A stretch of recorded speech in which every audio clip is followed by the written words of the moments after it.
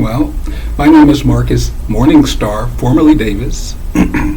I'm a father and a grandfather. My favorite dish is gourmet cheesecake.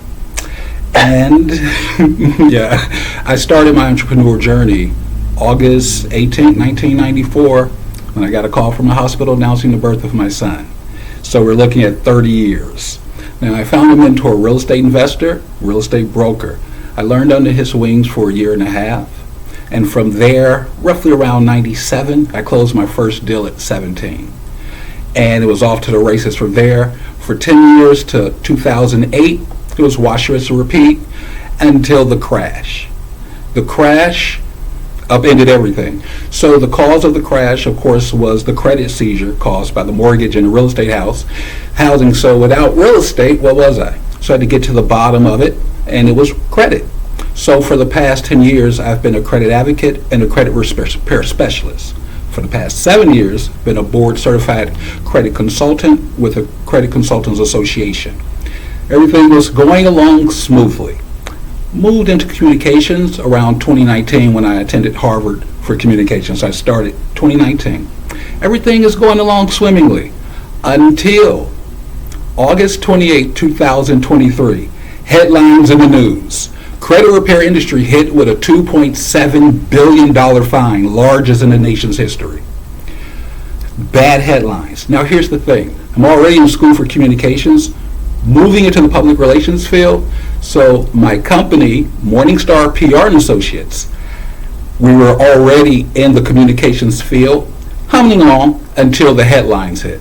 Now in our association, we have over 20,000 plus independent licensed and body credit repair heroes who work hard for the American public every day. They woke up to these headlines with no way to get their message out. The fine was confined to at least 3 to 4 big agencies. Nothing to do with the industry, but the headlines are there. So now I was tasked to put together a communication strategy nationally and also locally to fit the federal regulations and also the local regulations. So here's the crises. I like the way the course talked about orchestrating conflict. Well, this was a crisis, didn't have to orchestrate, but I had to go to work. And this is where the course comes in. So it starts with the balcony. Now, for the past 20 years, I've been building my mind palace. The course also ends with staying alive, with the sanctuary. Uniquely, when I was building my mind palace, I also installed a sanctuary in the upper room, but I did not have a balcony. So after I took the course and received the balcony, now imagine you get hit with this headline. So now I have to, what am I going to do? So I know to go into my mind palace. I take my elevator up into the sanctuary, but now I have a balcony. And from that balcony, I can go out and I can stare and I can see.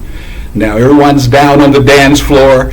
I mean, chaos is beneath me, but on that balcony adjacent to the sanctuary, I can see, and I finally have peace. So I can directly trace this to the course. Now, once I got from the balcony, come back into the sanctuary where we stay alive, where we have to recharge. For me, that sanctuary, I recharge. For me, it's pondering the philosophical meanings of the parables of Jesus Christ. It centers me. And then once I come from the sanctuary down the elevator to the lobby of the Mind Palace, emerge into reality, wake up in consciousness, now I have something to work with. So as the doctor teaches us, now you got to go to work. So out of the sanctuary now, oh my God, we got to go to work. Well, I did mention the communication. I'm in communications, a member of the Public Relations Society of America. Now, as a communicator, our industry also got hit. AI has decimated our industry. We thought it would hit the blue-collar workers, but it has decimated the white-collar worker, the writers. All creative work now is AI. As a fact, I was on a Zoom meeting in October with the founders of edX when we were discussing the needs of the top 500 CEOs, and one of those was the need for prompt engineering. So that led me to IBM and Google for certification to understand and communicate better AI. So IBM says, come on in, we're going to train you up. So I took their course, prompt engineering and chatbot building. Full disclosure, in 2022, I received a $10,000 monthly grant from Google, nonprofit. So around March of 2023, started working with Google Labs to help build out their LLM, which was the experimental BARD at the time, which is Gemini now. So had to embrace AI early for the communications sector.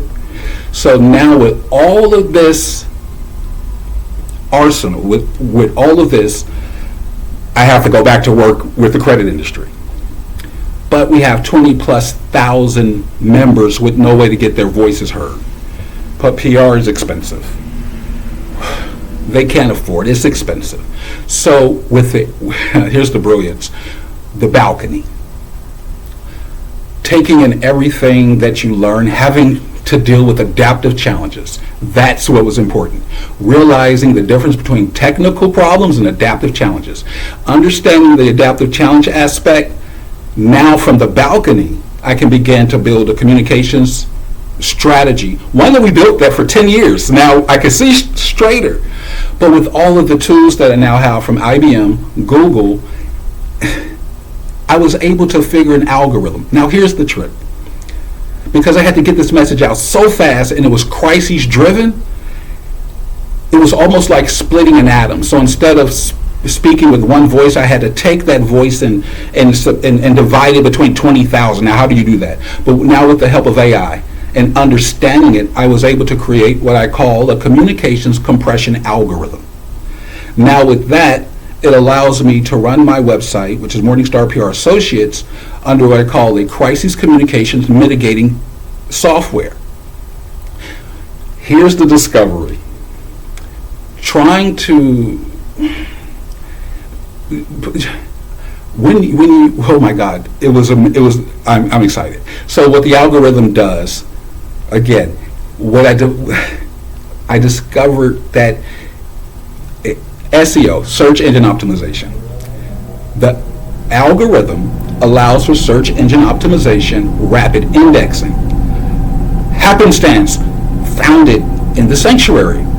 Trying to get this information out, found that there was an algorithm that allowed websites to index in Google's ranking. Well, this is another field, SEO. This is a whole different field from PR. But the benefits from the companies that were using it were their websites was ranking at the top of the Google search. So again, from the balcony, let me take a look. Where are we? Only from the balcony, I was able to rise from the crisis mindset. That was important. Realizing it was an adaptive challenge, so I can go back and adapt. Had to get adaptive tools. So the course is the foundation. It's very important that without the balcony, I could not project far. So with this projection, I was able to find this algorithm that allowed for search engine optimization, rapid indexing. Okay, so it was tested under most crucial circumstances under this crisis. So from the balcony, doing my research, find that SEO is a separate business. Well, what is it? Search engine optimization. Found that there are 1.9 billion websites on the internet, and only 3.5% of them are search engine optimized. 96.55% of websites are not ranked on Google. Well, this algorithm that I found instantly ranks them within 24 hours. So was able to put something together, this communication compression algorithm, and sign companies up on a monthly subscription of $197 a month. I'm blown away. So I've been able to roll this out for the last 6 months. Tested under the most crucial circumstances with our 20,000 plus independent business owners, these credit heroes. Now, to make matters, to test the system more, bad deja vu. November of 2023, headlines. National Realtors Association hit with $1.7 billion fine. Jury awarded.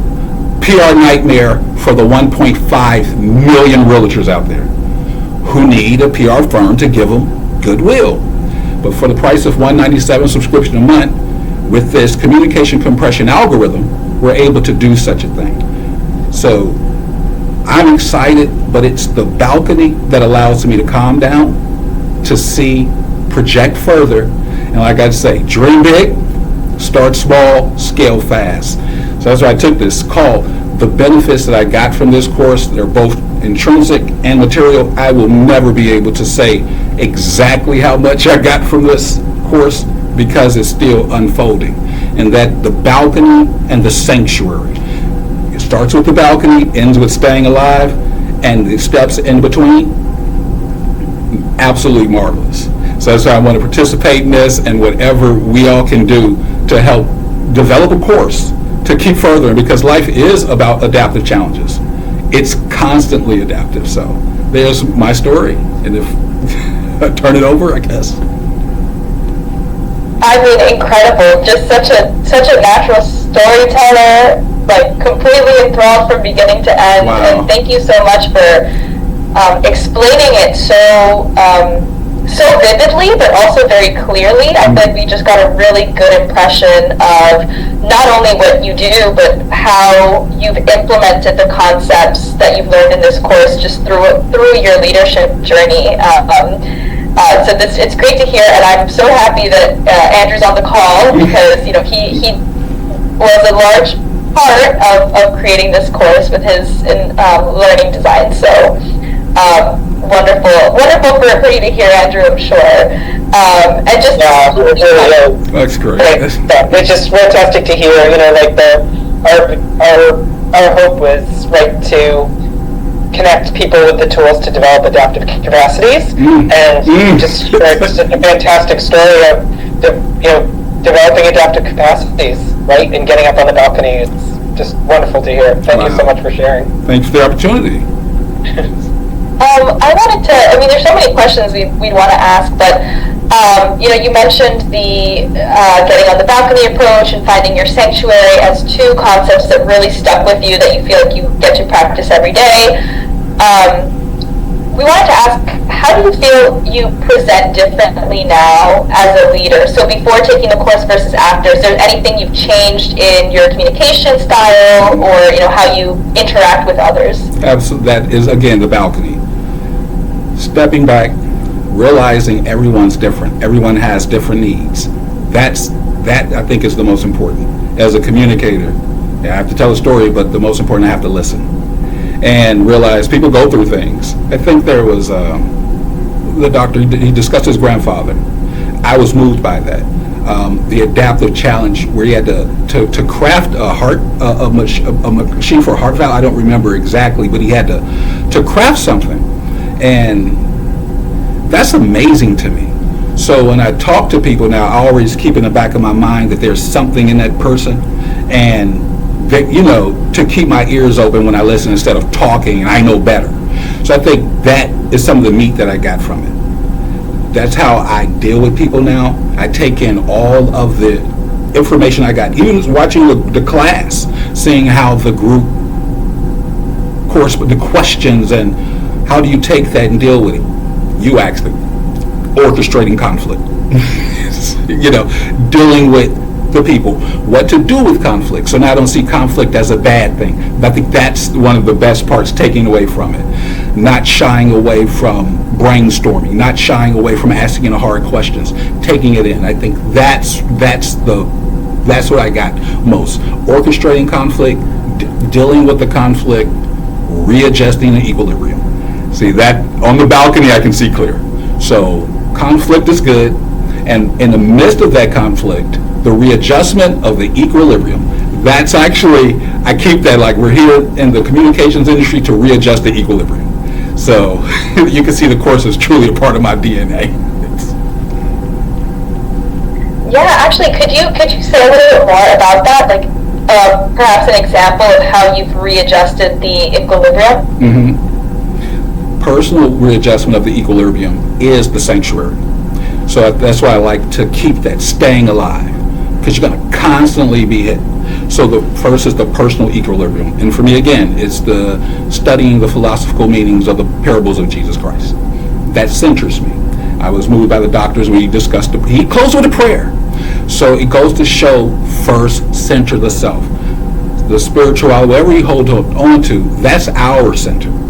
That's first. And I love the fact that my balcony is now outside of my sanctuary, so I could go out, get some air, see everything, go, oh wow, and then I have to come back through the sanctuary. That's how I get equilibrium. Now, once I have it, my managers, we got this, guys.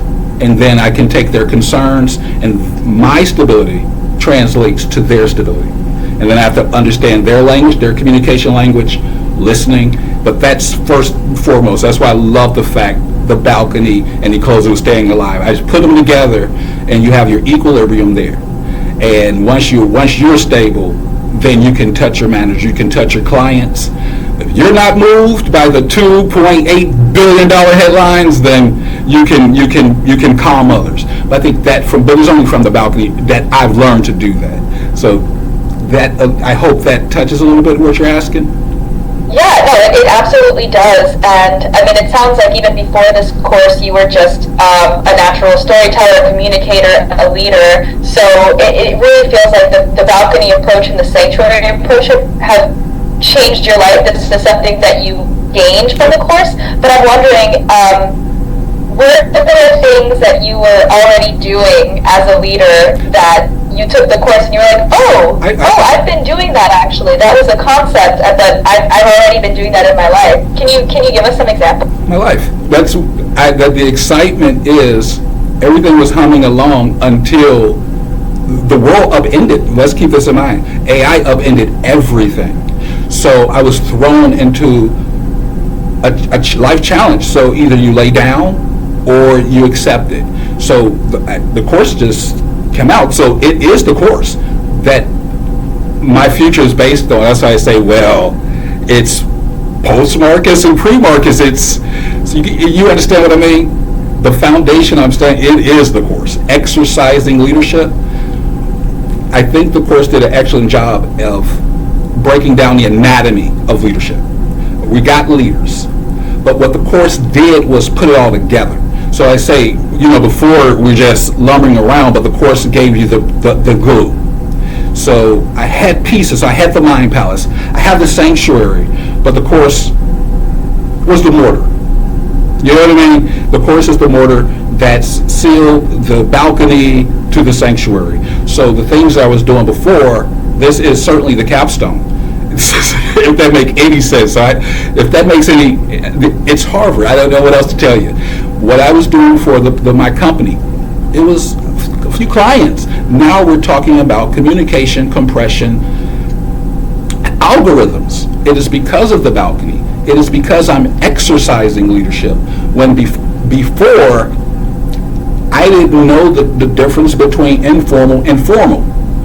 Like most students, we thought that authority was leadership. So then when you realize that, no, I need a buy-in. You need authorization. And now I get to pick what style of leadership.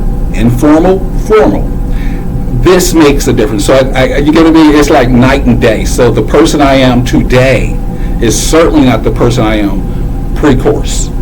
So I could go on forever to talk. Like I say, I will never be able to really say the impact that the course is having because it's still unfolding. I'm on the balcony. I'm pulling so I can see further, making 10, 20, 50, 100-year plans, extrapolating based on the exercising leadership principles I learned at Harvard. So. Yeah, it's incredible to hear that. And, we have heard from a couple of other learners that idea of, yeah, maybe I had some idea of doing this and some idea of doing that, but this course really pulled it together and gave words and concepts to things that were like in my head somewhat, but I had never really kind of grounded into specific principles.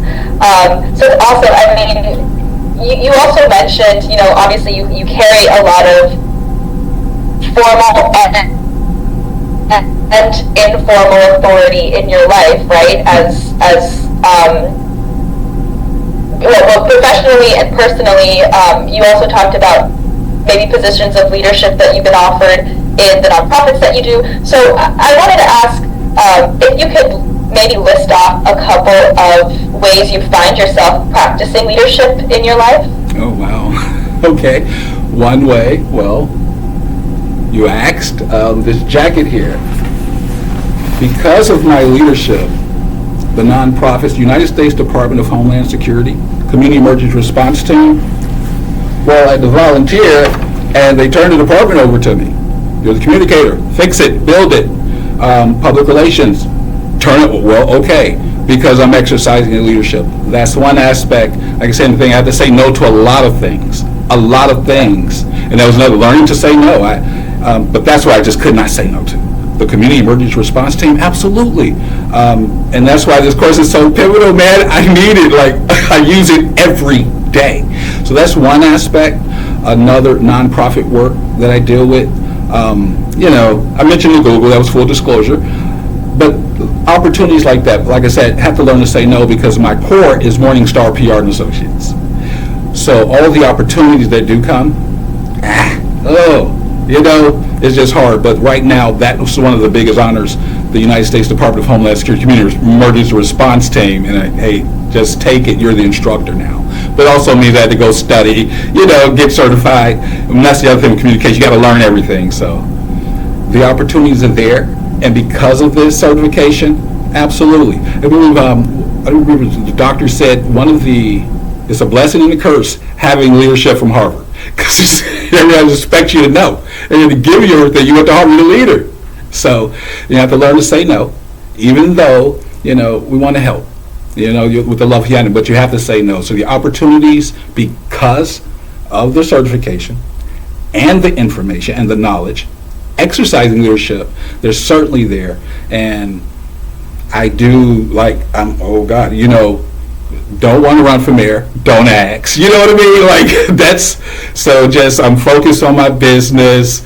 I believe I could be more effective in public relations. So it's Morningstar PR and Associates, good news distribution, helping others. I like giving voice to others.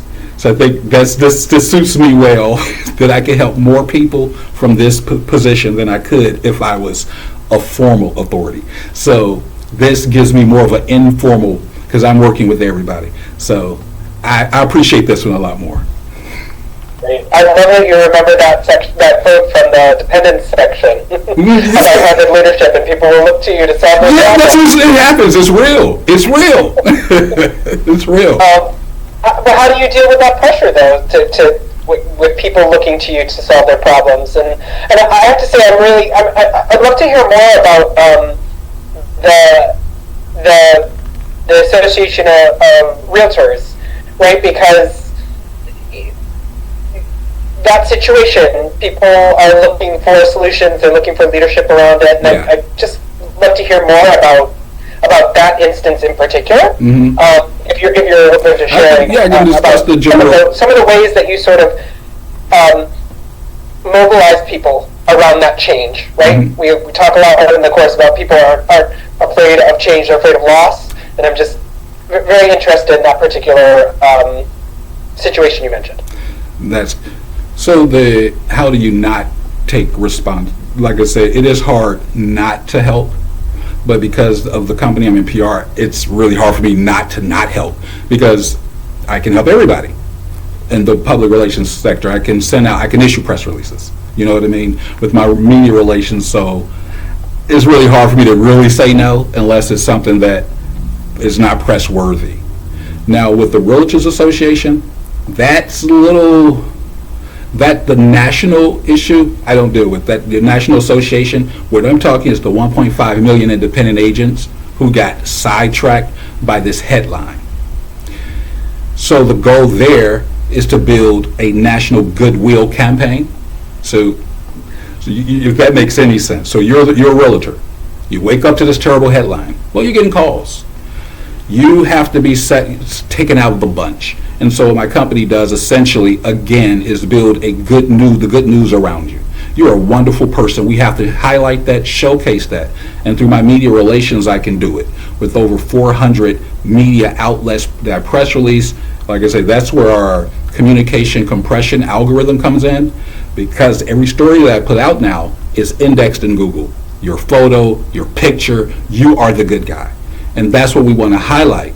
So the National Realtors Association, that was a lawsuit which I'm sure they're fighting. So we don't have anything to do with the legal aspects. I won't speak on that. This is the public relations aspect. And so the goal becomes, how do you help as many realtors dig out of that headline as they can? There's $1.8 billion for taking fees that they were already taking. So, you know, when you get into the case, it's, you know, how do we get out of those headlines? So it's building goodwill stories, coming to your agency, and that's the brilliance of the software. Because of AI, I can run a diagnostic analysis on your website and come up with a goodwill narrative for a year around your site. And we have to put it out there so everyone will know that that had nothing to do with you. You know what I mean? And that's what we do. We build the goodwill. But we have 1 million realtors. Even if we can help 10% of them, these are people hardworking who are making commission. And that's what it was about. These are commission-based folk. And it's their commission that is being attacked. So that's a sticky legal issue that, you know, the lawyers will have to deal with. That'll have to go to court. But they're attacking their commission base. And we know realtors get paid on commission. And it's the way it's always been. So this is an adaptive challenge that they're facing. And from the public relations standpoint, what we can do is build up the goodwill of each realtor to say they're not, the headline just devastates the industry. And we're digging at headlines. So as a public relations professional, that's what my job is, to show out the good and the bad, to show out the good and separate it from the bad. So that's my strategy for the industry. Now, they're independent owners so I go independently to them. So one of our strategies, members of Facebook groups, I have celebrities who go in and send them hellos and messages and let them know we're here in order to help rebuild their public image. And now, because of our algorithm, they're able to rank with good news. And what I like to call now, we give them a social proof credit score. So every time we run a story, that compression algorithm, it sends out 400 backlinks for every website that I press release. And backlinks are the heartbeat of Google's algorithm counting system. So they're ranking with all this good news, and now every month you're taking up a page. So when you search this company, you're seeing all the good that they do. And it's separating them from the bad headlines. That's essentially what we do. And I want to build out this algorithm to help as many people as possible. So that's my relationship to the realtors as well as to the credit professionals. So in the financial industry, to build up their public relations image. And that's my relation with them. To get them in, they understand the crisis they're in, let's face it. And that's kind of why it's our bread and butter. We're crisis mitigators. And we're chasing crises, I hate to say. So, here's a beautiful one. Looking on the balcony, I can see. So, realtors, regulatory hit. Credit professionals, regulatory hits. So I'm checking the regulatory landscape to see who else is out there. Found tax preparers. In 2003, the administration is looking at whether they should find tax preparers. So I know to create a preemptive messaging for them and let them know it's coming. And we're at the $197 subscription a month. So that's a preemptive messaging to get it out there. And once the people know, the media know, then we can start building a national narrative politically. And so that's the groundwork. We know we're in it for the long haul. We have a 10-year plan, but that's how we're getting in. But the headlines is screaming, so Morningstar PR is here to help you build from those terrible headlines. I mean, that's incredible. I mean, I'm just blown away by just the overarching narrative of resiliency in your story of, AI being this big, scary giant and then leveraging that to your advantage and using it to favor the work at the center that you've been doing with PR. So this, really, really interesting. I can't help but focus a little bit behind you, seeing all the diplomas on your wall. And I wanted to ask about some other experiences you might have with, one, I wanted to ask about your experience doing communications at Harvard and a little bit about that. And then two, if you've taken other sorts of leadership courses and how they've helped you and maybe how they compare to this leadership course. Yes, I've taken other leadership courses, and Harvard. All of my leadership courses are Harvard. These are Harvard, from Harvard. Harvard Divinity is where my major. I'm a divinity student. I don't know. Harvard and Yale is Yale. So, it's true. I don't know what else to say. Harvard, no, I don't. Yes, no, it doesn't compare. If that's what you're asking, no, it's Harvard. I mean, the courses I don't want to say the universities, but yes, I've taken many leadership courses, but there is just something about this analogy MIT has. When you study MIT, it's like drinking water from a fire hydrant. But that's how life comes at you, and that's Harvard. So when you get there, you're getting the best. You're getting it. So you say it feels it. I'm still working with the material. I'm still working with it, right? And I'm waiting for the next courses. So I've taken all the leadership courses, leadership and communication, rhetoric. So Harvard is my alma mater. It's been a true fostering mother. So this is the course. Wonderful. And I wanted to ask, how did it? So you read the title, and your survey, you said this course did deliver on its name, and that this course was what you were expecting. But I am curious, how does it compare with your expectations of the course versus what the actual course was? It feels like maybe there are some concepts you weren't anticipating. Again, concepts, theory. This is exercising. Everyone else taught theory. This is exercising. And you're like, well, how? I keep saying it starts with the balcony. It ends with staying alive. Without centering the leader, that's what I say, everyone focused on theory. They'll give you maps to draw. They'll give you quadrants but no one focused on the sanctuary. And without that, you can't see. Without the sanctuary, without the balcony, you're not centered. Crises, you're going to learn from crises to crises. You can learn that anywhere. You can get an MBA. You can go anywhere and learn the steps, the technical aspect. But like I say, this is a diagnostic tool. First, it teaches how to diagnose. I love that. Most errors are diagnostic. So, again, knowing that when I have a problem, first thing I do, communication problem, I run to my association, the Public Relations Society of America. I'm a member of the Public Relations Society of America Chicago chapter, Public Relations Society Affinity Black chapter, member of Forbes BLK. Whenever I have an issue, I know it's a diagnostic issue. Let me get other eyes on this. Exercising leadership. It lived up to its course because I'm exercising leadership, not theorizing. And like the communication compression theory, the communication compression algorithm, you're going to be hearing a lot, and it's going to be because of this course. That's why this is for perpetuity, this here, because I owe it to this course. I'm exercising leadership. Like I said, I can talk about the Realtors Association's 1.8 billion fine without fear. I'm going to run into there because I'm exercising leadership. And I know when it gets too hot, I'm going to go to my sanctuary. When it gets too foggy, I'm going to stand on my balcony, I'm going to look out. I know because of the course how to exercise the leadership. And that's the difference from all the other leadership courses. Theory.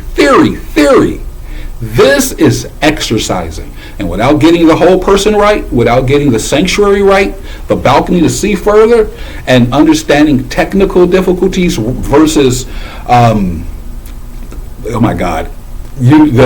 technical versus changing adaptive challenges. So that's pivotal.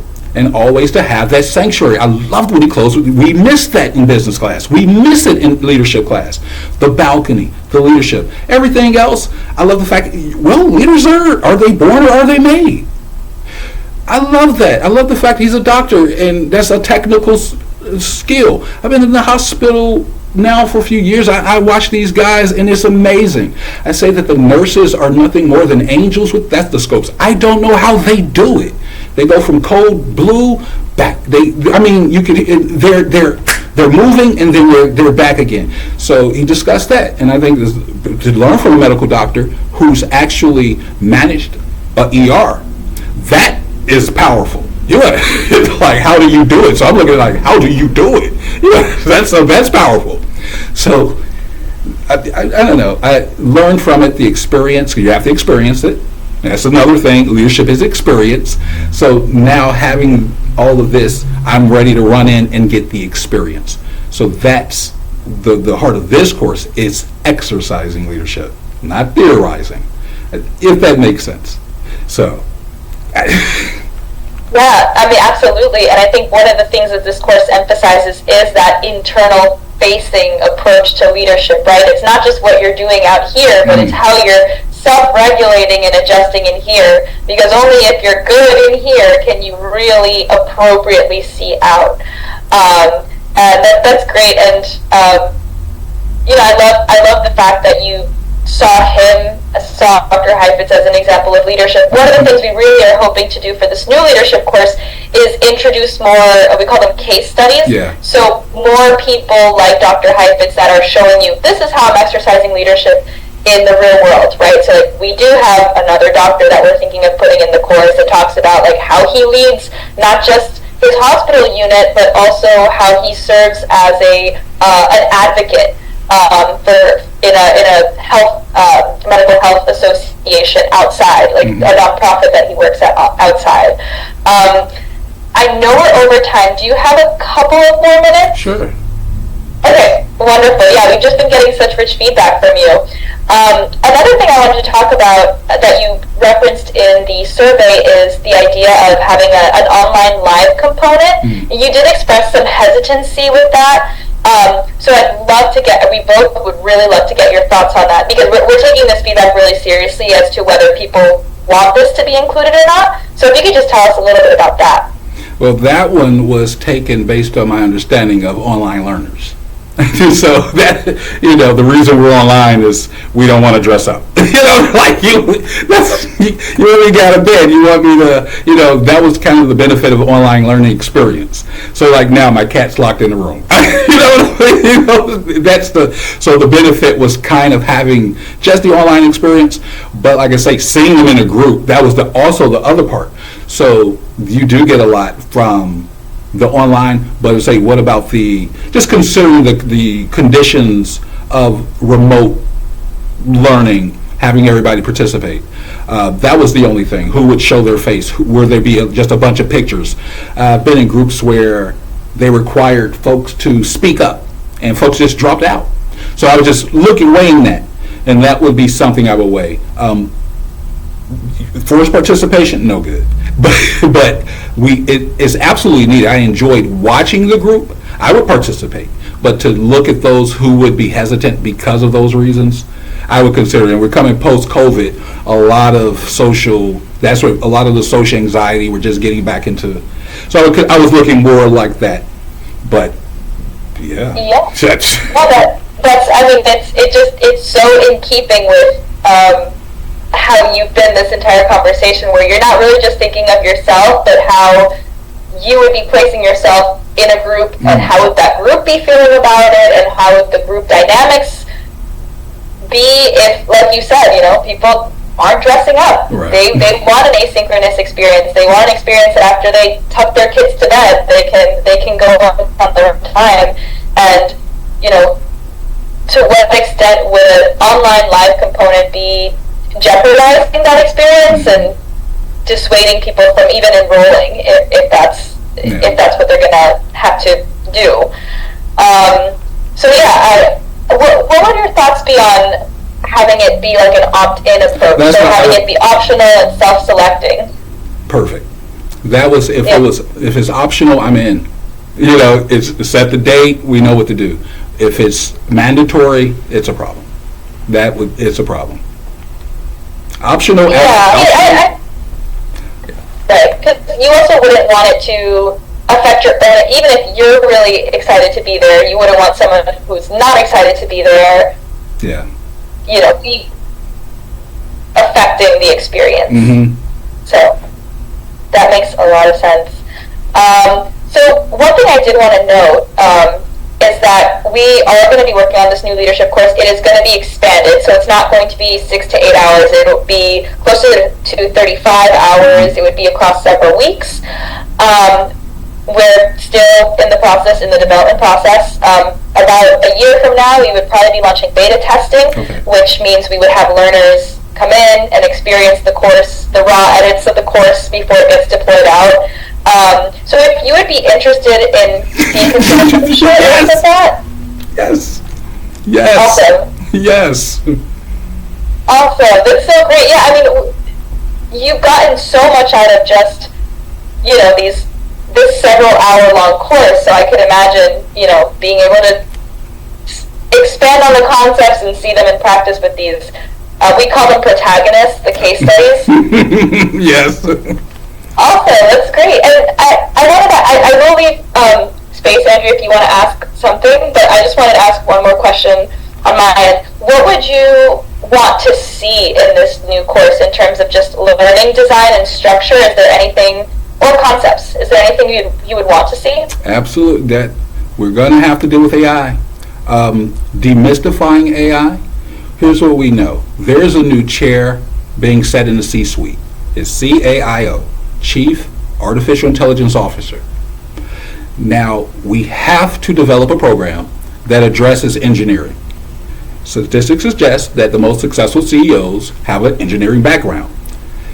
The best entry, the quickest entry is AI prompt engineering. It is really simple. So a course designed around executive prompt engineering, we have to have a course.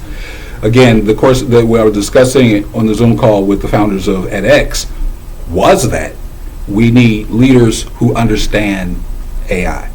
That's the new, so all courses are great, but if it does not have an AI component, and I would even suggest, even if it's just dealing with prompts, giving prompts, here's some prompts to use, understanding how to use the AI for executive purposes.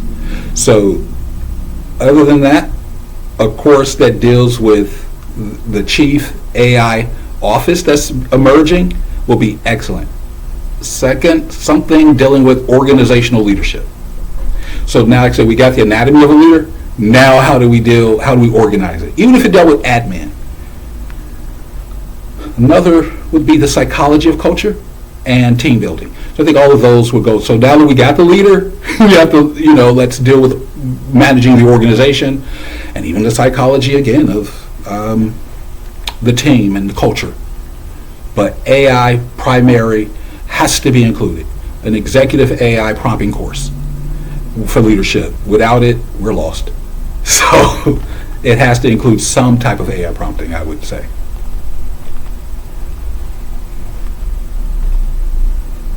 That's great. I'm just like, my head is spinning. I mean, all these things that you're mentioning are great. Part of me is also considering, is this something we include in this course? Do we make another course altogether? Yeah, all right. Let's go. Let's keep it going. Yeah, this course is going to, I get it, it's building from this one. If it's building from this one, you're great. You're going to have to include it. You're going to have to include AI. Without it, we're lost. Like I said, certified in IBM. As soon as my certification was up, maybe a few months later, they announced they slashed thousands from their communications workforce. AI is here, and we're going to have to deal with it. So not to get too Trekkie on you, but we either assimilate, the Borg is here. So resistance is futile. You're going to have to include AI in any course going forward. Yeah. This is really great feedback, and thank you so much for expressing yourself so well. Like this, again, like we are taking this really seriously, and we're really grateful for your time and the fact that you allowed us to record, because it's good for us to go back. Those were the questions we had, and again, apologize for going almost 20 minutes over time at this point. But we wanted to leave, a little bit of time. If you have any questions for us or anything else you'd want to mention just before we wrap up, now would be the time. I'm grateful for the opportunity. I'm grateful for the honor. Awesome. Thank you so much. Us too. I mean, also taking time. I actually don't know if I know where you're calling from. Chicago, Illinois. Chicago. Okay, gotcha. Yeah, so Friday afternoon for you, and you gave us a lot of your time, so we really appreciate I that. appreciate you guys. It's been my honor. Awesome. Well, if you have any further comments or questions or concerns, you have my email. Please feel more than welcome to email me at any point. And then we'd love to stay in touch with you regarding the beta testing. I mean, that won't happen for several months, but we'd love to just keep your name on file, your email, and top of the list. Top of the list, please. Top of the list. I really appreciate it. Yes, we'll keep that in mind, and we're really grateful that you would be so willing to take time and energy to do that. Thank you. Awesome. Well, I let you go. Hello, Credit Heroes. How are you? My name is Emmanuel Lewis, and I have a message from Marcus Morningstar. He is extremely pleased. He says rejection stings. There will be setbacks, and that is when your expertise truly shines. We need your fight. Every score you raise, he says, every dream you empower is a win. Keep the faith, champions. Your hard work changed lives. That is a message from none other than Marcus Morningstar. But I want to give you a little something from me that I was told by a great friend. His name is John Hope Bryant. He says, your credit score is your adult report card. Okay? You want to get it right. There's so many things rides on how well you do in getting your credit score to be up and be in its proper place. So much that deals with your car insurance, your mortgage, getting a new checking account, getting a new credit card, all those things ride on it. And for those people like Credit Heroes that are doing their jobs with people like Marcus Morningstar, congratulations on getting it right. God bless, and I hope you have a wonderful day. Manuel Lewis, peace. What's up, Credit Heroes? I am Brian McFadden, two-time Super Bowl champion with the Pittsburgh Steelers. Man, getting ready to sit here and watch the Super Bowl live, right? And that's the ultimate goal. Same for you guys. Whatever your career is, whatever your profession is, there is a Super Bowl you're trying to reach. And you're not just trying to reach that Super Bowl, you're trying to win it. And that's the mindset that you have to have. So thank you, Credit Heroes, for all your hard work and expertise. You know, sometimes you get knocked down, but you gotta get back up. That's a part of the process. Don't run from it, embrace it, and find a way to become mentally stronger to fight through those said hurdles. Keep the faith and keep the fight all the way to that game-winning touchdown, because you guys will get to the Super Bowl, and it's only one option to win it, and you're going to hit it with that game-winning touchdown. Hello. I want to encourage and uplift the Credit Heroes for their hard work and expertise in helping people like me, helping everybody rebuild and restore their credit. And thank you for my life. That too. Thank you, Credit Heroes. Hello. No, your eyes are not fooling you. This is the greatest pushcart driver in all of Jamaica, aka Dougie Doug, aka Sanka. Thank you, Credit Heroes, for all your hard work and expertise. Sometimes we get knocked down. We need you. Keep the faith. Keep the fight. Cool runnings. Yo, what's up? It's bruh man from the fifth floor. Look at here. My man Marcus Morningstar. Hey, he want to thank and send a big old shout out and encourage Credit Heroes for their hard work and expertise, helping the brother rebuild and restore his credit and his life. That's all, lad. So look at here. Thank y'all, Credit Heroes. Keep the faith and keep up the fight. And look at here. I want to invite y'all over to the fifth floor, and y'all can work on my credit, because I've been having a hard time with these sub sandwiches shop. They won't let me put me a sandwich off up on layaway. So I need my credit repaired. Alright? Credit Heroes. Y'all come over to the crib and I can pay you with some double-decker serve sandwiches. Credit Heroes. Helping people out. Peace. At Morningstar PR and Associates, they believe that everyone deserves to have their voice heard. That's why they offer affordable press release services to help nonprofits and businesses of all sizes get the media coverage they deserve. When you choose Morningstar PR and Associates, you're getting a team of dedicated professionals committed to your success. For all your press releases, billboards, celebrity cameos, radio, native advertising, and social media services. Contact Morningstar PR and Associates today.